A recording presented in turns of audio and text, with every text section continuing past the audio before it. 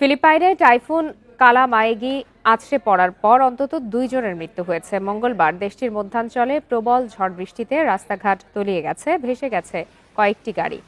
ঝড়ে গাছপালা ও বৈদ্যুতিক খুঁটি উপড়ে গেছে। এতে বহু এলাকায় বিদ্যুৎ সংযোগ বিচ্ছিন্ন হয়ে পড়েছে। তাছাড়া আশ্রয়কেন্দ্রগুলোও প্লাবিত হয়েছে বলে জানিয়েছে স্থানীয় প্রশাসন।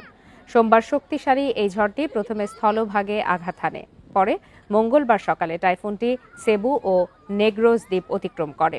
সে সময় ঘন্টায় 150 কিলোমিটার বেগে বাতাস বয়ে যায়। দমকা হাওয়া ছিল 185 কিলোমিটার পর্যন্ত। জরুরি সেবার কর্মকর্তারা জানান, উদ্ধারের অপেক্ষায় আছেন ছাদে আটকে পড়া অনেক বাসিন্দা।